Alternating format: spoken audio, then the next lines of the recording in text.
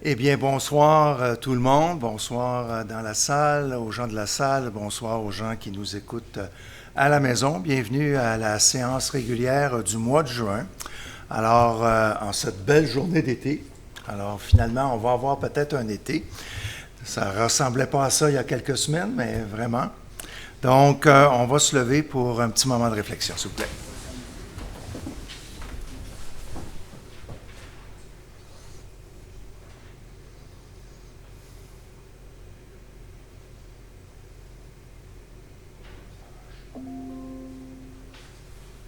Merci.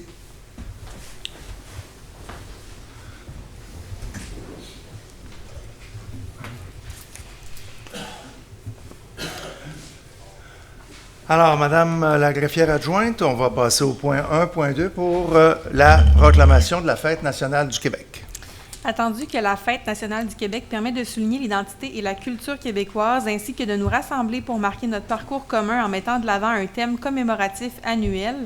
Attendu que le thème de l'édition 2026 met à l'honneur le 75e anniversaire de naissance de Guy Lafleur, légende du hockey québécois et figure marquante de notre mémoire collective.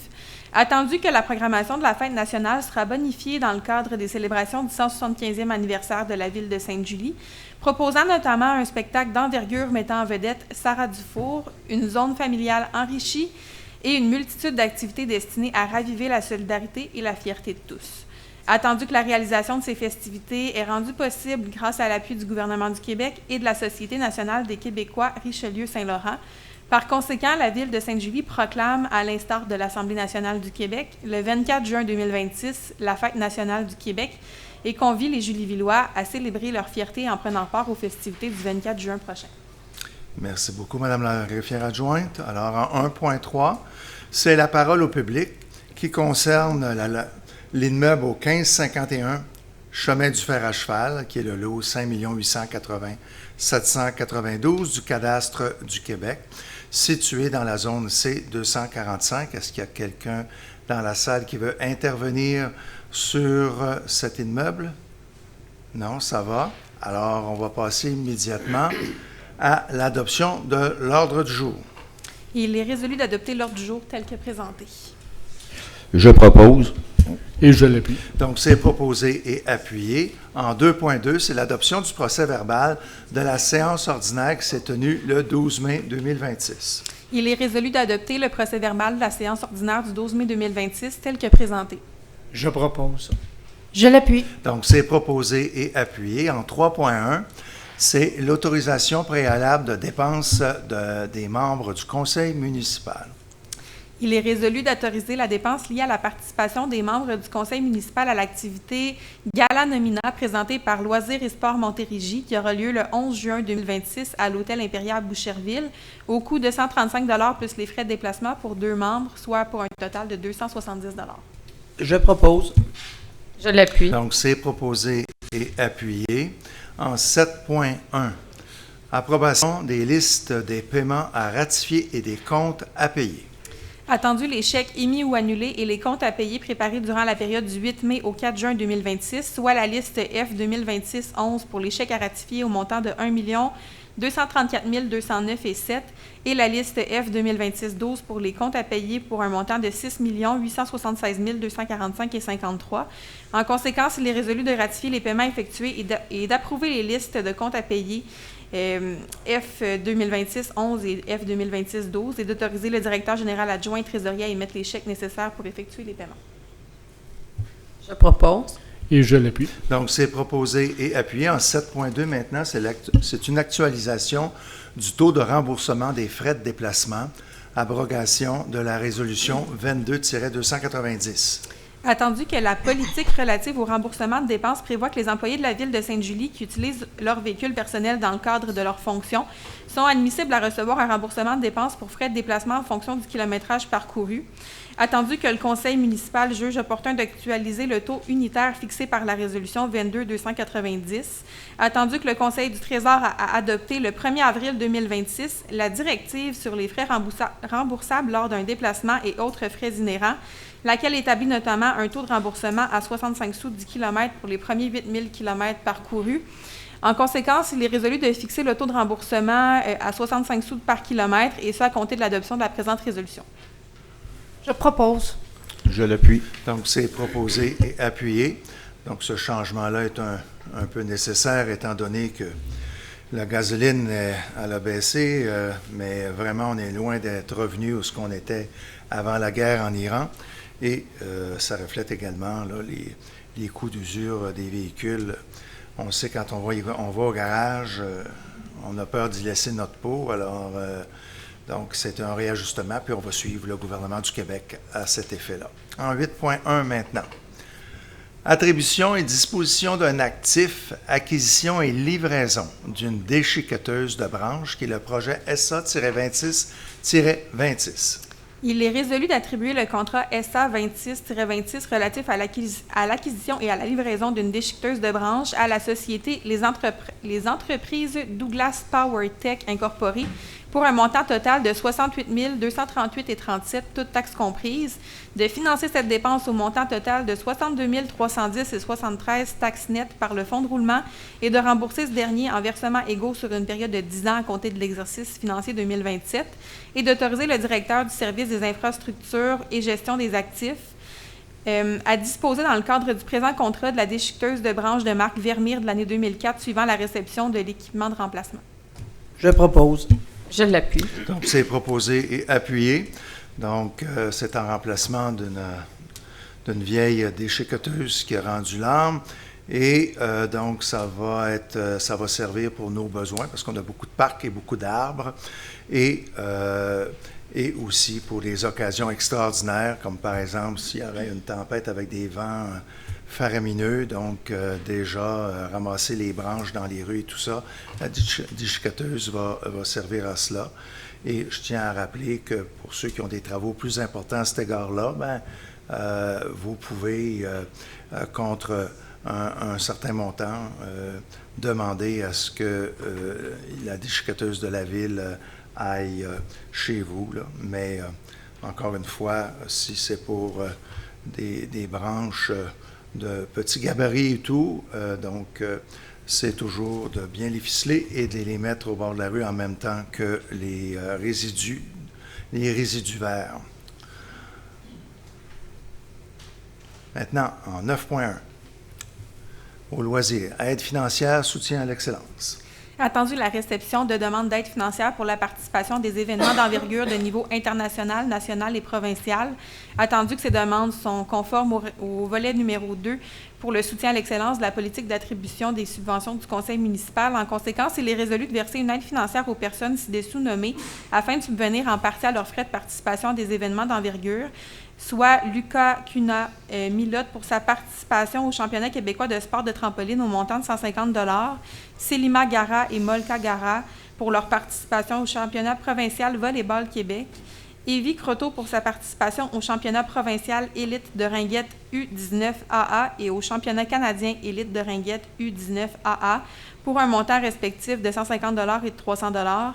L'école secondaire du Grand Coteau pour le profil guitare pour sa participation au festival Rhythms International pour un montant de 200 $, ainsi que Alicia Dufour, Ève Lamoureux, Anthony Jacques, Corinne Lepage, Félix Giroux, Anne-Sophie Parisé, Audrey Garot, Maëlie Pelletier, Annabelle Joyal, Yulika Budikova, Jacob Chihan, Mathis Yang, Xavier Carbonneau, Logman Faïk, Daphné Reyes-Houl et Pierre Silva Alves pour leur participation au même festival, soit le Festival Rhythms International, pour un montant de 75 $ chacun.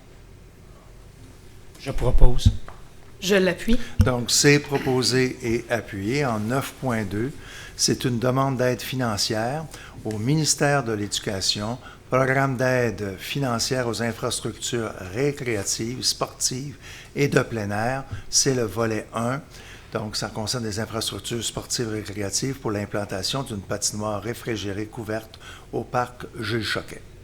Attendu que la Ville de Sainte-Julie reconnaît avoir lu et pris connaissance des règles et normes concernant le volet 1, infrastructures sportives et récréatives du programme PAFIR-SPA, soit le programme d'aide financière aux infrastructures récréatives et sportives et de plein air, mis en place par le ministère de l'Éducation. En conséquence, il est résolu d'autoriser la présentation du projet d'implantation d'une patinoire réfrigérée couverte au parc Jules Choquet dans le cadre de ce volet, et de s'engager à payer sa part des coûts admissibles au projet et à payer les coûts d'exploitation continue de ce dernier, ainsi qu'à assumer tout dépassement de coûts générés par les travaux et à ne pas accorder de contrat relatif à des coûts directs avant l'obtention d'une lettre d'annonce de la ministre, et de désigner la directrice générale ou, en son absence incapacité d'agir, le directeur du service des loisirs à signer tout document pour donner application à la présente résolution. Je propose. Je l'appuie. Donc, c'est proposé et appuyé, comme je l'ai déjà mentionné dans une séance précédente. Donc, le programme se termine, donc il faut déposer avant le 22 juin prochain.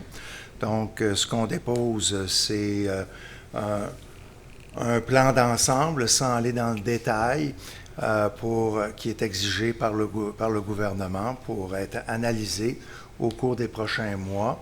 Donc, il n'y a pas de décision qui a été prise, puisqu'on ne sait pas si on va être retenu ou pas pour la subvention qui est associée à ce programme-là. Et ce qu'on nous dit, c'est qu'il n'y aura pas d'annonce avant la première moitié de 2027. Alors, il s'agit d'être, comme on dit, d'être dans le circuit pour être considéré. Après ça, on informera la population si on est oui ou non retenu et la marche à suivre par la suite. En 9.3, autorisation de signature avec le club de natation Samac de Brassard et Centre de la culture du sport de Sainte-Julie concernant un protocole d'entente régissant l'utilisation de la piscine au parc Jules Choquet pour les années 2026 à 2028. Attendu la résolution 26062 adoptée le 10 février dernier par laquelle le Conseil a convenu de procéder à la résiliation du protocole antérieur à compter de la date de signature du présent protocole d'entente à intervenir entre les parties. Attendu qu'il y a lieu de conclure un nouveau protocole d'entente afin d'établir formellement les rôles, les responsabilités et les conditions d'utilisation de la piscine extérieure pour chaque partie et d'optimiser l'efficacité opérationnelle.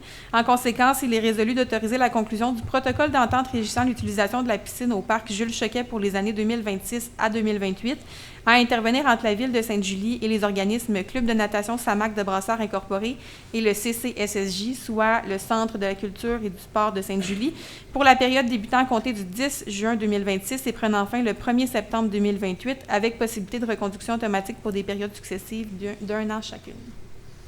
Je propose. Je l'appuie. Donc, c'est proposé et appuyé en 9.4, c'est l'adoption de règles de régie interne du comité de suivi de la politique culturelle. Il est résolu d'adopter les règles de régie interne du comité de suivi de la politique culturelle datées du 5 juin 2026, lesquelles sont jointes à la présente résolution. Je propose. Je l'appuie. Donc, c'est proposé et appuyé en 9.5, nomination de membres non permanents sur le comité de suivi de la politique culturelle. Attendu que l'article 3 des règles de régie interne de ce comité prévoit que celui-ci est composé de 4 membres citoyens à titre de membres non permanents, dont 2 œuvrant au sein du milieu culturel, attendu que ces nominations doivent être confirmées par l'adoption d'une résolution du conseil municipal. En conséquence, il est résolu de nommer les personnes suivantes à titre de membres non permanents du comité pour une durée indéterminée, soit pour la période débutant à compter du 10 juin 2026. On procède à la nomination de messieurs Denis Gélina et Daniel Jacques à titre de citoyens, ainsi que de messieurs Claude Talbot et René Martel à titre de citoyens qui œuvrent au sein du milieu culturel. Je propose. Je l'appuie. Donc, c'est proposé et appuyé. En 10.1, c'est l'approbation de la liste des plans d'implantation et d'intégration architecturale. Il est résolu d'approuver les demandes de plans d'implantation et d'intégration architecturale, soit les PIA, des projets suivants, tels que soumis au comité consultatif d'urbanisme du 19 mai 2026, sous réserve des conditions émises par le CCU pour l'ensemble des dossiers, soit une première demande pour les plans concept d'affichage pour le remplacement des panneaux de plastique de l'enseigne murale et de l'enseigne sur socle pour le commerce nettoyeur du boulevard, situé au 780 Montée Sainte-Julie, local 500.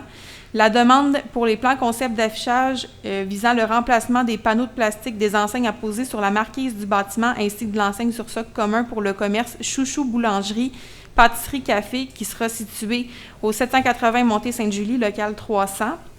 La demande pour les plans concept d'affichage pour le remplacement de plastique de vinyle pour le commerce La Remise Créative situé au 571B Boulevard Saint-Joseph.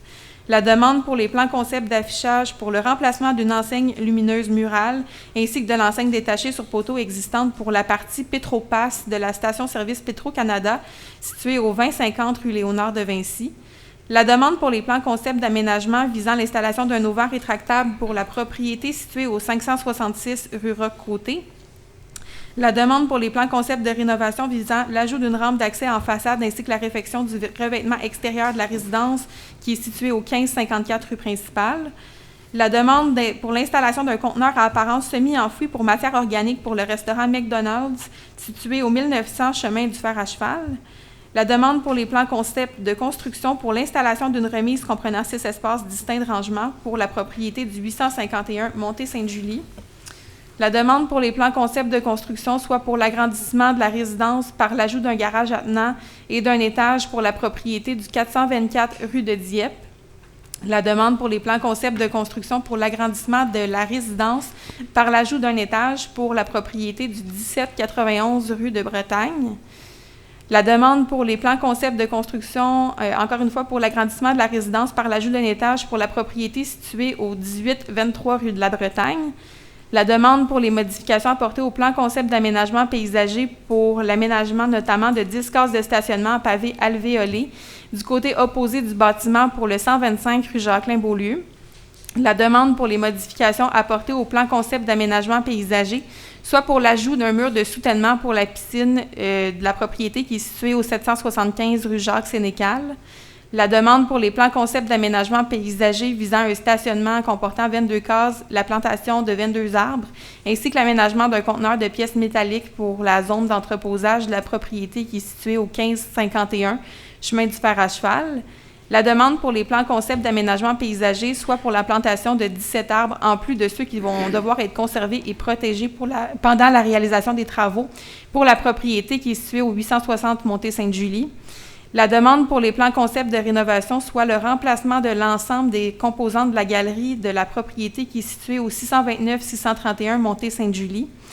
La demande pour les plans concept d'aménagement paysager visant notamment la plantation de plusieurs arbres et arbustes, ainsi que les plans concept d'éclairage pour l'organisme L'Envolée Centre d'action bénévole Sainte-Julie qui se trouve au 695 Montée Sainte-Julie. La demande pour les plans concept de rénovation visant la réfection de la toiture du bâtiment pour l'organisme La Maison des Jeunes de Sainte-Julie Incorporée qui est située au 1581 chemin du Fer à Cheval. Et finalement, la demande pour les plans concept de construction qui vise notamment la construction d'un bâtiment multifamilial de 2 étages qui comporte 6 logements et l'implantation d'une remise à 6 compartiments en cour arrière pour la propriété du 846 Montée Sainte-Julie. De prévoir que cette résolution autorisant la délivrance du permis pour ces projets soit valide pour une période maximale de 12 mois consécutifs avant le début de tous travaux de construction et de modifier le 9e alinéa qui concerne le PIA du 68 au 70 rue de l'Épervière afin de prévoir que la délivrance du permis pour ce projet soit assujettie à une période de validité de 12 mois débutant à compter de l'adoption de la présente résolution.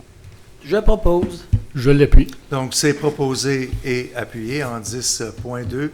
Adoption du second projet de résolution. Demande d'autorisation d'un projet particulier de construction, de modification ou d'occupation d'un immeuble au 846 Montée Sainte-Julie, qui est le lot 5 550 698 du cadastre du Québec, dans la zone H357. Attendu que le premier projet de résolution a été présenté lors de la séance du 12 mai 2026, en conséquence, il est résolu d'adopter le second projet de résolution, conformément au règlement 1324 relatif au PPC-MOI, visant à autoriser la construction d'un bâtiment multifamilial de 2 étages au 846 Montée Sainte-Julie, ayant les caractéristiques suivantes. Donc, c'est un bâtiment qui comporte 6 logements. L'implantation partielle de l'aire de stationnement hors rue est à 1,58 m de la ligne latérale gauche. Une allée d'accès implantée à 1,32 m du bâtiment principal et à 0,81 m des galeries. Une zone d'accès implantée à 1 m de la ligne latérale droite. Des zones tampons latérales d'une largeur respective de 1,58 m à gauche et de 1 m à droite de la propriété. ainsi que l'ajout des garde-corps en verre visant à sécuriser l'escalier en façade avant qui mène au sous-sol. L'implantation d'escaliers donnant accès au sous-sol à 2,75 mètres de la ligne avant de propriété. Et finalement, l'absence partielle d'une aire d'isolement, soit un couvert végétal, afin de permettre l'aménagement en bordure de la voie publique d'une dalle de propreté destinée au bac croulant. Le tout conformément au plan concept de construction déposé et conditionnellement à l'adoption d'une résolution par le Conseil approuvant les plans PIIA de ce bâtiment-là, ainsi que les plans concept d'éclairage et d'aménagement paysager pour ce projet.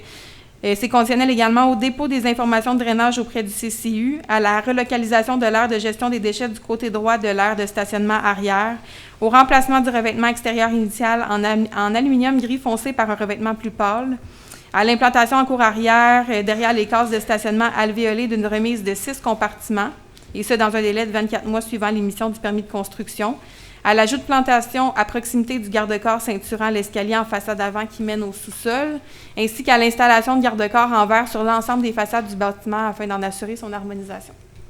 Je propose. Je l'appuie. Donc, c'est proposé et appuyé en 10.3.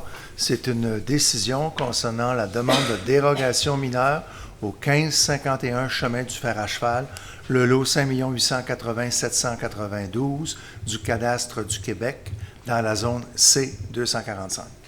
Il est résolu d'accorder la demande de dérogation mineure pour cet immeuble visant à autoriser l'aménagement d'une entrée charretière existante sur un terrain d'angle qui donne sur la rue Bernadette et qui se trouve à 11 mètres du point d'intersection formé par la rue Bernadette et le chemin du fer à cheval, alors que le règlement de zonage prescrit une distance minimale de 15 mètres.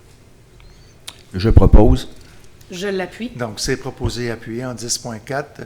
Appui concernant une demande d'autorisation par la Commission de protection du territoire agricole du Québec pour l'utilisation à des fins autres que l'agriculture. Ça concerne le lot 6 227 056 du cadastre du Québec qui se situe au 477 chemin du fer à cheval. Et ça, c'est dans la zone A-710.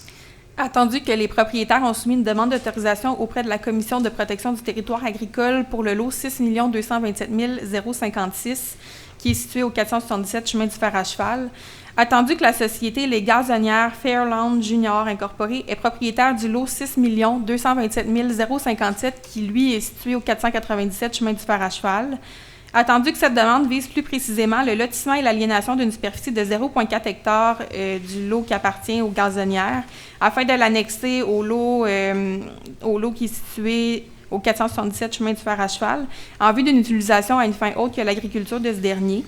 Attendu que l'entrée existante desservant la résidence actuellement érigée sur le lot 6 227 056 se trouve à même cette superficie additionnelle devant être acquise.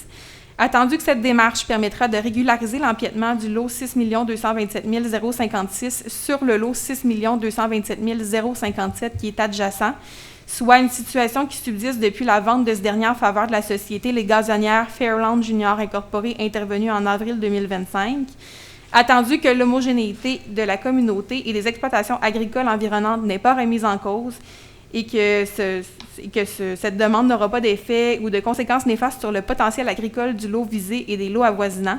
En conséquence, il est résolu d'appuyer la demande d'autorisation déposée auprès de la CPTAQ visant le lotissement et l'aliénation d'une partie du lot 6 227 057 du cadastre du Québec en faveur du lot 6 227 056 pour une utilisation de fin autre que l'agriculture, soit la régularisation d'une entrée existante desservant la résidence érigée sur ce dernier lot. Je propose. Je l'appuie. Donc, c'est proposé et appuyé.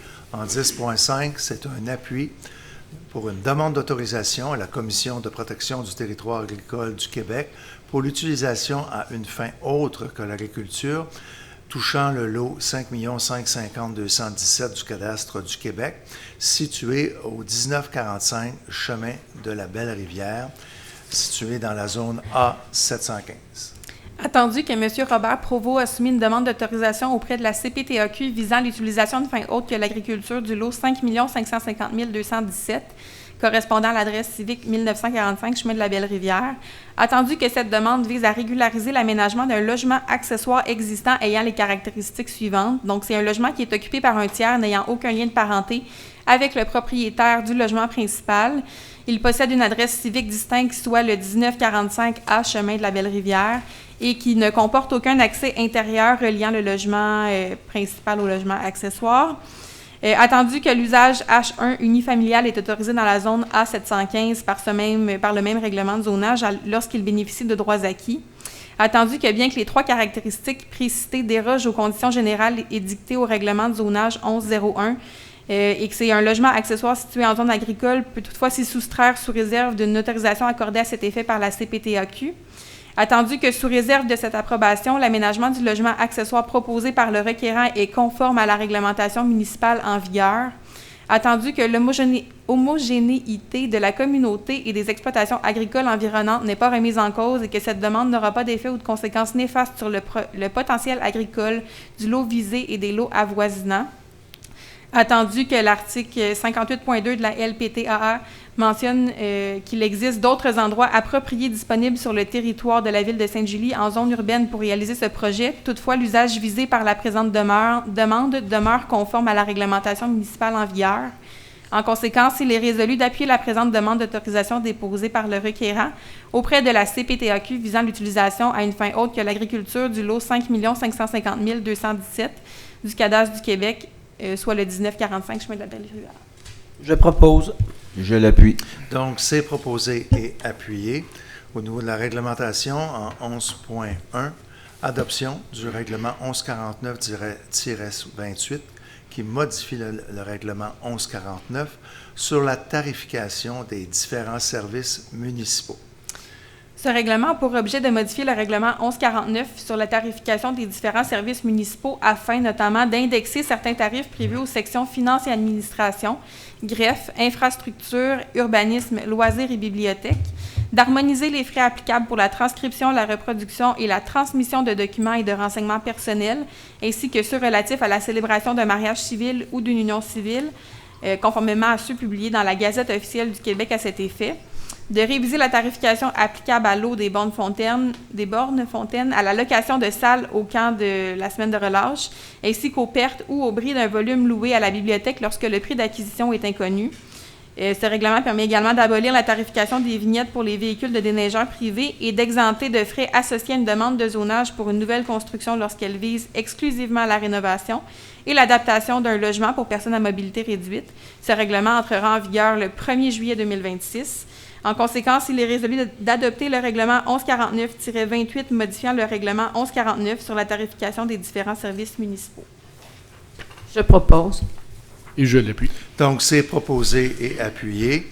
Donc, vous avez la liste des documents déposés, soit en 12.1, procès verbal pour l'Assemblée ordinaire du Comité consultatif d'urbanisme qui s'est tenue le 19 mai 2026. À 12.2, c'est la liste d'embauche et des mouvements de main-d'œuvre. Et 12.3, c'est le certificat relatif au déroulement d'une procédure d'enregistrement qui concernait le règlement 1361. Alors, cela conclut ce que nous voulions vous présenter ce soir. Donc, on va passer aux communications du maire et par la suite à ceux des membres du conseil. Donc, bonjour à tous. Donc, j'aimerais faire un retour sur les événements de la ville qui se sont tenus au cours des dernières semaines. Donc, en fin de semaine dernière, plus de 2000 personnes ont quand même participé à la fête au Vieux Village, malgré un début de journée assez pluvieuse. Je vous remercie, je remercie plutôt les Géliloises et les Gélilois de vous être déplacés pour rencontrer nos commerçants et nos petits commerçants. On en avait 30 quand même, petits commerçants locaux, et aussi à profiter des activités, dont celles reliées à l'histoire de Sainte-Julie dans le cadre du 175e anniversaire. Un grand merci aux employés, partenaires, aux commerçants et aux bénévoles pour le succès de cet événement. Le 4 juin dernier s'est tenue la rencontre de participation publique concernant le développement résidentiel à venir du terrain situé au 996 Montée Sainte-Julie. Donc maintenant, J'invite les personnes du quartier à participer en ligne en remplissant un questionnaire. Et je voudrais mentionner qu'il y a 3 autres consultations publiques qui sont également disponibles sur la plateforme saintjulieconsulte.ca, et ce jusqu'au 26 juin prochain. Donc, nous voulons votre opinion au sujet des poules pondeuses en milieu urbain, des foyers intérieurs et extérieurs, et sur le plan vert, donc de l'environnement de la ville. Dimanche dernier, nous avons célébré le 35e anniversaire de la Maison de la famille de Sainte-Julie, qui était nominée autrefois sous le nom Carrefour familial. C'est un organisme essentiel dans notre communauté, et félicitations et bonne continuation à toute l'équipe de la Maison de la famille. Hier, nous avons souligné l'inauguration du service de premier répondant de niveau 2 de la ville de Sainte-Julie. Nos pompiers sont formés, entre autres, pour traiter des accidents, des chutes ou même des arrêts cardio-respiratoires. Comme chaque minute compte, l'intervention de nos pompiers à titre de premier répondant permettra d'intervenir rapidement et d'être avec la personne en besoin dans l'attente de l'arrivée des professionnels ambulatoires. Donc, pour votre conseil municipal, améliorer la qualité de vie des Gilles-Villoises et Gilles-Villois est une de nos plus grandes priorités, et la sécurité est l'un des aspects les plus importants de la qualité de vie. C'est pourquoi que le conseil municipal est fier de pouvoir offrir le service de premier répondant à nos citoyens, comme je le mentionnais, qui a débuté ses activités lundi. Donc, un grand merci aux membres de la sécurité incendie et toutes les personnes impliquées dans ce nouveau service. Le 12 juin prochain se produira la prochaine édition Fiesto Ado. Donc, la Ville est fière de collaborer à cette initiative portée par la Maison des jeunes. En soutenant ce type d'activité, nous contribuons à offrir à nos jeunes des occasions de se divertir, de se rencontrer et de développer leur sentiment d'appartenance à leur milieu de vie. C'est aussi une belle façon de souligner l'arrivée prochaine de la fin des classes. Dans quelques semaines, nous célébrerons la Fête nationale des Québécois, donc le 24 juin prochain. Il y aura des activités bonifiées dans le cadre du 175e anniversaire de la ville de Sainte-Julie. Et de plus, nous aurons en soirée le spectacle de la chanteuse bien connue, Sarah Dufour. Donc, je vous invite à venir nous rejoindre à la pente à glisser pour célébrer ensemble. En terminant, les activités estivales vont débuter bientôt, dont le 1er juillet, ce sera le début de la série de spectacles en plein air au parvis de l'Église, et le 2 juillet aussi, le début de la première soirée du Petit Marché. Donc, là-dessus, je vous remercie de l'écoute et au plaisir de vous rencontrer lors des diverses activités estivales au cours des prochains mois. Alors, ce qui complète le mot du maire, alors est-ce qu'il y a des conseillers et conseillères qui ont quelque chose à dire d'important? C'est toujours important. OK. En fait, merci, Monsieur le maire. Donc, comme à chaque fois, je vous parle de nos petites pattes qui réapparaissent avec la fin des classes. Encore une fois, on est à quelques jours de la fin des classes, comme vous le disiez tantôt. Ça implique que nos petits vont réapparaître à vélo ou à pied dans nos rues et ils disparaissent continuellement derrière nos gros véhicules. Donc, faites juste prendre soin de vous assurer que vous n'avez pas un tout petit qui a apparu dans votre entrée quand vous sortez de chez vous. Je vous souhaite un très bel été, soit dit en passant. Bien, merci, Mme Macorel. Alors, nous sommes rendus à la période de questions. Donc, Mme la directrice des communications, comment allons-nous procéder? Merci, M. Lemay. Donc, on va débuter avec les questions dans la salle. Si vous avez une question, je vous invite à vous présenter au micro, vous nommer, indiquer dans quel secteur vous restez et le conseil pourra répondre à votre question.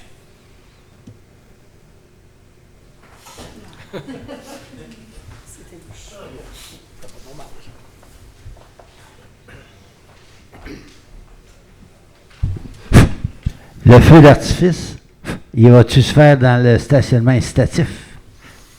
Ça serait supposé, absolument. OK, merci. C'était court. Tu ne m'as pas habitué à des courtes questions comme ça. Mais où tu es situé, tu vas être aux premières loges de voir ça. Autre question dans la salle? Bon, il y a du monde gêné, mais à la fin de la séance, vous pouvez venir nous rencontrer ici à l'avant. Là, c'est pour des questions un peu plus personnelles. On va poursuivre alors avec les questions qu'on a reçues par courriel à l'avance. Okay. Donc, la première question nous vient de Michel Brunette, qui mentionne qu'il est inconcevable que le secteur qui est un boisé, donc on parle ici des hauts-bois, et que les branches des arbres surplombent les rues, que le balai mécanique est seulement passé juste une fois depuis le printemps. Depuis, il y aurait eu une éclosion de feuilles, du vent, des orages. Dans le fond, M. Brunette le mentionne que ce secteur boisé demande une attention particulière et le passage du balai devrait se faire au moins une fois par mois. Si la ville s'agrandit, il faut s'ajuster avec plus d'équipements pour l'entretien, autant l'été que l'hiver. Donc, ça complète la question. Terminé? Oui, okay. Non, c'est ça. En fait, c'est parce qu'il y a plusieurs éléments, là, mais ça résume bien la question de M. Brunette. Bon, je tiens à mentionner que l'entretien doit être fait de la même manière partout à travers la ville. Donc, et c'est ce qu'on fait en début d'année. On a un balai, nous, à l'Hôtel de Ville, mais également, on donne un contrat à une firme privée qui ajoute d'autres véhicules de balai pour nettoyer les rues. Je tiens à rappeler que la température, l'automne passé, on se souvient que les feuilles ont tombé, mais on n'a pas eu le temps de les ramasser. Alors, ce fut un travail très, très fastidieux plutôt, au printemps pour nettoyer les rues. On a eu du vent, de la pluie. Alors, tout ça fait en sorte là, que le travail ne peut pas se faire tous les jours ou le travail est ralenti. Donc, la première tournée a été terminée il y a à peu près une semaine et la deuxième tournée se poursuit, a débuté. Donc, vous allez voir apparaître là, dans votre secteur le balai de rue qui va poursuivre à nouveau le nettoyage de rue, parce qu'on est très conscient là, qu'avec les vents des derniers temps, des feuilles sont tombées et autres, donc c'est tout à fait normal. Mais je tiens à dire que c'est un processus qui ne prend pas une semaine de faire le tour de la ville. On a 180 km de rue, en plus des pistes cyclopédestres, alors quand même qu'on a l'appui de 2-3 machines de balai de rue, ça prend un certain temps. Merci, M. Lemay. La prochaine question nous vient... Je t'ai après oublié de mentionner une petite nouveauté. Il y aura une communication qui sera envoyée aux résidents via le système d'alerte Mont-Sainte-Julie dans les jours précédant le passage du balai dans votre secteur. Bien, pas juste le vôtre dans les Hauts-Bois, mais partout, dans chaque secteur, lorsque le balai sera prêt à commencer le travail dans votre secteur. Donc, s'il vous plaît, si vous pouvez collaborer à libérer les rues pour les dates mentionnées de votre véhicule et le garder dans l'entrée de votre cour pour vraiment un meilleur travail. Parce que, oui, on peut dire le balai, c'est encore sale dans la rue, mais s'il y a des véhicules stationnés dans la rue, malheureusement, le balai contourne l'automobile, mais la saleté reste. Alors, ce n'est pas le service de la ville qui n'est pas adéquat, là, c'est vraiment les résidents qui laissent leur voiture. Mais là, pour vraiment vous aider, parce que c'est pas facile de savoir quand le balai va passer, bien là, on met ça à l'essai. Merci, M. Lemay. C'est un bon complément. Les prochaines questions nous viennent de Florence Abel. Elle a 3 questions, mais je vais vous les poser une à la suite là, pour que vous puissiez répondre entre chacune. Donc, la première question, quelles ont été les dernières représentations que vous avez faites au sujet d'une alternative au REM pour se rendre au centre-ville de Montréal? Y aura-t-il une possibilité de retrouver un circuit d'autobus qui mènera directement au centre-ville dans les prochains mois? Je n'ai pas été le seul maire qui a fait des représentations auprès de divers organismes décideuses dans ce domaine-là. On en a parlé aux dirigeants de la RTM, on en a parlé à nos députés et on en a également parlé au niveau de l'Union des municipalités du Québec, au niveau de la table des préfets de la Couronne-Sud. Mais ce qu'il faut comprendre, même si on en a parlé, c'est un contrat que le gouvernement du Québec de l'époque, je pense que c'est en 2014 ou 2015, ou dans ce coin-là, a signé avec les autorités qui possèdent le REM, une entente de non-compétitivité avec le transport en commun de la Couronne-Sud. Alors, ce qui fait en sorte qu'on ne peut plus, malgré nos interventions, on ne peut plus transporter nos usagers au centre-ville en passant par le pont de Champlain comme on le faisait avant. Il faut se rabattre au REM à Brassard, et c'est la même chose pour la Société de transport de Longueuil également, et de d'autres villes. Je pense qu'il y avait une ville qui s'était temporairement permis, mais ça ne l'est plus non plus. Alors vraiment, ce n'est plus possible là, d'aller au centre-ville directement. Moi, je trouvais que c'était une belle chose. Ça évitait aux passagers de embarquer, débarquer, puis rembarquer une autre fois dans le REM. Malheureusement, ce n'est plus possible.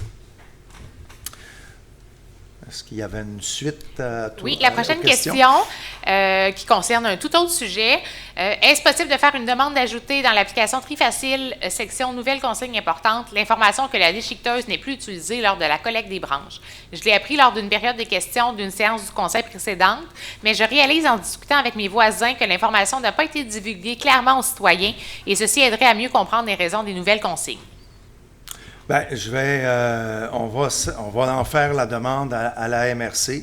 Je ne vois pas que c'est un problème là, pour que la MRC l'indique plus clairement sur la plateforme Trifacile. Donc, d'ailleurs, une communication a aussi été transmise aujourd'hui par Trifacile pour rappeler aux citoyens de Sainte-Julie de l'existence des nouvelles consignes pour les branches aussi. Alors, la MRC qui est responsable de ramasser les branches et aussi des différents bacs, va procéder au cours des prochains mois à des rappels beaucoup plus constants dans le temps, là, parce qu'on comprend là, qu'il y a certaines nouveautés qui ont été avec les nouveaux contrats qui ont été adoptés à l'automne passé, donc qui sont en vigueur depuis le 1er janvier. Alors, il y aura des rappels qui seront faits là, aux citoyens, là, tant pour les branches que pour, par exemple, les volumineux aussi. Merci, M. Lemay. La dernière question de Mme Abel. Quel est le délai moyen entre la transmission d'une requête et la réparation de nids de poules sur une rue? Y a-t-il des critères qui expliquent pourquoi les délais sont longs, comme par exemple pour la rue d'Anjou? Cela fait 3 ans que nous faisons des requêtes. Merci de votre temps et merci pour cette tribune. Bien, merci pour votre question. Alors, juste avant de venir ici, je suis allé voir la rue d'Anjou pour un peu comprendre votre requête. Et ce que je me suis aperçu, c'est plutôt une baissière de l'infrastructure de rue, donc ça fait comme un trou d'eau. On a un programme pour les corriger. Mais, donc, votre rue, on a regardé ça, c'est une priorité 1. Et donc, ça devrait suivre son cours probablement 2027-2028 dans ces eaux-là. Mais c'est pas évident, je dois le dire, à corriger parce que quand il y a une baissière comme ça, c'est pas juste remplir le trou d'asphalte puis tout est beau par après. C'est qu'il y a des angles et par exemple, ce qui est déjà arrivé dans le passé, on a refait le surfaçage pour éliminer le trou d'eau qui se fait lorsqu'il pleut, mais ça s'en va chez le voisin après. Alors, donc, dans cette optique-là, c'est pour ça que ça prend un peu de temps parce qu'il faut vraiment examiner si faire une telle action va vraiment régler le problème ou va en créer un autre chez le voisin. Mais vous êtes sur la liste, on a vérifié ça Et donc, le service de communication va vous aviser là, lorsque le tout sera planifié là, par nos travaux publics. Merci, M. Lemay. La prochaine question vient de Sylvie Arsenault qui demande « La Ville s'est dotée d'un plan vert où on doit promouvoir une horticulture éco-responsable. Or, dernièrement, plusieurs centaines de bulbes de tulipes ont été enlevés afin de faire place à la plantation d'autres fleurs. Les bulbes ont été jetés près de l'hôtel de ville où on aurait invité les citoyens intéressés à venir se servir. Pourquoi ne pas les avoir laissés en terre comme la majorité des gens le font chaque année plutôt que de les jeter? Pourquoi ne pas avoir fait le choix d'entreposer ces bulbes dans un des bâtiments de la ville et les récupérer pour la prochaine année? Pourquoi ne pas revoir l'aménagement horticole tout en tenant compte de ces facteurs? Je constate qu'il y a gaspillage de fonds publics, même si les 10 bulbes sont donnés à une minorité de résidents. Donc, c'est pas possible de les laisser en terre parce que c'est pas comme sous mon terrain, j'en ai des tulipes et on les laisse là, mais dans le cas de nos aménagements, il faut passer le motoculteur pour planter les annuelles qui vont suivre par la suite. Et comme je ne sais pas si vous le savez, mais on ne peut pas couper des tulipes une fois que la fleur est tombée. Il faut les laisser sécher. Donc, il faut laisser sécher la feuille, puis après ça, la couper. Sinon, si on ne fait pas ça, bien, il y a des risques qu'elles ne refleurissent pas l'année suivante. Donc, vous comprendrez s'il faut mettre des annuelles. On ne peut pas mettre les annuelles parmi les tulipes dont on doit leur laisser leurs feuilles. Donc, c'est pour ça qu'on les retire. On passe le rotoculteur, puis on met les annuelles. Toutefois, à la demande des citoyens, et ça, c'est depuis plusieurs années, les citoyens sont invités à venir chercher les bulbes et à les planter chez eux. Donc, ce n'est pas du gaspillage parce que ça se retrouve sur le terrain de nos concitoyens. Et donc, pour vraiment la joie des citoyens qui adorent les tulipes. Aussi, l'autre aspect, c'est qu'imaginez les milliers de bulbes qu'il faudrait laver, sécher et storer. Ça n'a pas de sens. Donc, c'est une tradition à Sainte-Julie. Au printemps, on a les tulipes dans nos plates-bandes. Et par la suite, naturellement, à cause que je viens de vous expliquer, sinon, si on couperait les feuilles, on aurait des plates-bandes qui seraient inégales d'une année à l'autre parce qu'il y a des tulipes qui ne fleuriraient pas parce qu'il ne faut pas les couper avant qu'elles soient séchées. Alors, à cause de ça, à cause de la nature des tulipes, eh bien, c'est ce qu'on fait. On les redonne aux citoyens qui en veulent. Et d'ailleurs, je pense, de mémoire, ça s'est liquidé en l'intérieur d'une 10-15 minutes lorsque les bulbes ont été disponibles. Alors vraiment, il y a des passionnés de tulipes à Sainte-Julie et on en est bien fiers. Merci, M. Lemay. La prochaine question vient du clavardage Facebook. En fait, on a Olivier Quesnel qui aimerait en savoir plus là, sur le 996 Montée Sainte-Julie. Il a manqué là, le bout, vous avez parlé de cette adresse-là. Je pense que vous en avez parlé dans votre mot lorsque vous parliez de la consultation publique. Oui, il y a eu une consultation publique. C'est plutôt une participation publique à un projet qui nous est soumis par le propriétaire du terrain. Donc, pour peut-être situer les gens, c'est quand vous revenez de Varennes, vous montez la côte et à la droite des feux de circulation, il y a comme un champ là, qui est là depuis à peu près 40 ans. Et bon, le propriétaire a décidé de proposer un projet de logement. Et ce terrain-là est caractérisé comme commercial. Donc, il pourrait faire des commerces là s'il voudrait. Donc, avant que l'architecte du propriétaire nous dépose vraiment quoi que ce soit, cette année, on a débuté une nouvelle façon de faire, c'est-à-dire qu'on invite les citoyens à vraiment se prononcer sur ce qui pourrait être fait avec ce terrain-là. Dans ce cas ici, c'était au niveau logement. Est-ce qu'il y a des problématiques que des gens voient là? Quels sont-ils? Est-ce que, par exemple, qu'est-ce qu'ils aimeraient voir là?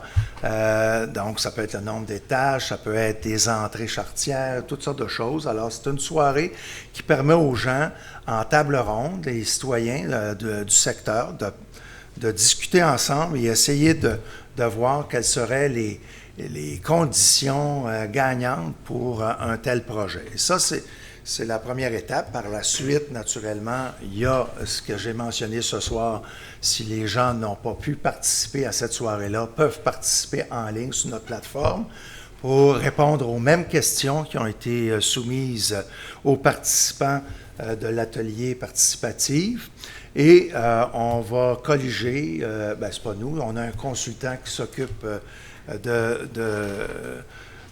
cet atelier-là. Il va colliger tous les commentaires des participants et par la suite, ça sera rendu public, mais aussi ça sera transmis au propriétaire et à son architecte qui, par la suite, pourra regarder les commentaires et pourra préparer une première esquisse de projet qui sera présentée aux citoyens un peu plus tard lorsque celui-ci sera approuvé, pas approuvé, mais qui sera présenté en premier lieu aux membres du comité de l'urbanisme et du conseil, et par la suite, on retournera devant les citoyens.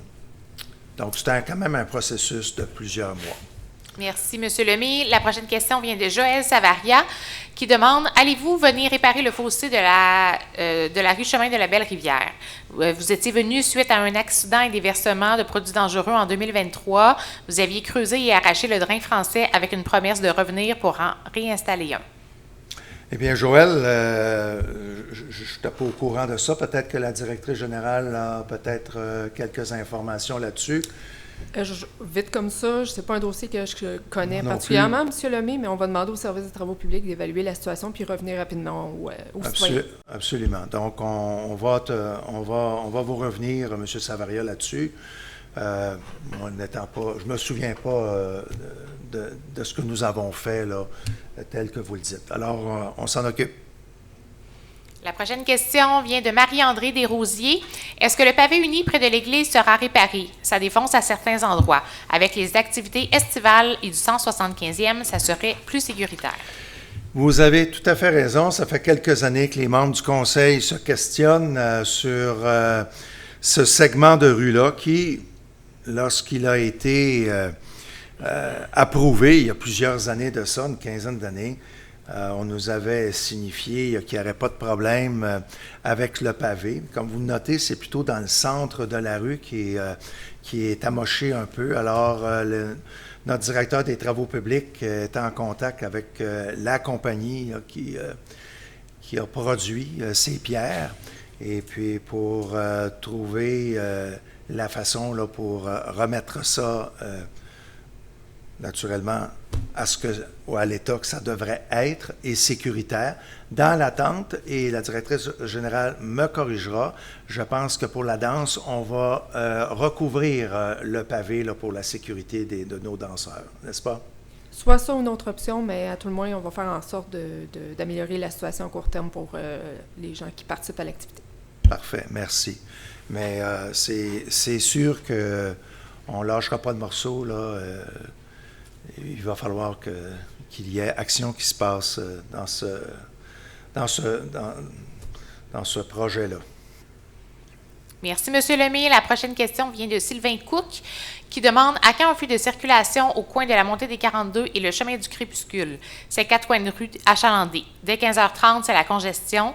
C'est rendu que plusieurs voitures font un détour par la petite rue résidentielle qui longe la montée. Ça fait plusieurs années que c'est comme ça. » Oui, on est très conscient de ça. Je dois vous dire qu'à chaque année, lors de nos rencontres avec les représentants du ministère des Transports, parce que c'est une rue qui appartient au ministère des Transports et non pas à la ville, donc on leur mentionne ça.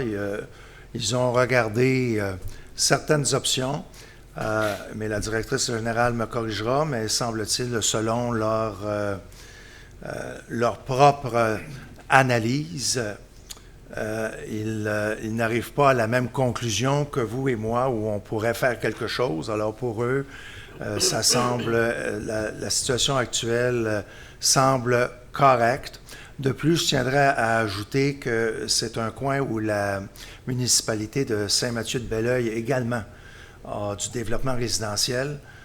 Donc, c'est des discussions qui doivent avoir lieu également avec la ville de Saint-Mathieu-de-Belleuil. On est quand même conscient qu'il y a des gens qui font des détours par l'avenue des bâtisseurs et c'est quelque chose là, qui nous préoccupe.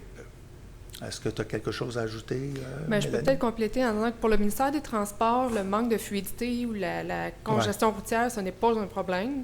Donc, il y a des études qui ont été faites en collaboration avec le ministère. Ce qui est préconisé comme solution potentielle, c'est un éventuel carrefour giratoire à cet endroit-là, mais ça accroche là, au niveau financement, entre autres. Ça fait partie de nos discussions avec le ministère. Oui. Merci beaucoup pour les réponses, M. Lemay. C'est ce qui complète la période de questions dans le clavardage ce soir. Merci. Autre question dans la salle? Ça va? Alors, je vais demander une levée de l'Assemblée. Et si vous avez des questions plus personnelles, bien, vous pouvez venir nous voir à l'avant, il n'y a pas de problème, ou on va aller vous voir. D'une manière ou d'une autre, vous allez nous voir. Alors, un proposeur. Le 7 juillet. Proposeur. Oui, je propose. Et je l'appuie. Donc, c'est proposé et appuyé. Donc, la séance publique est terminée. Merci beaucoup de votre présence et merci beaucoup aux gens qui étaient à l'écoute.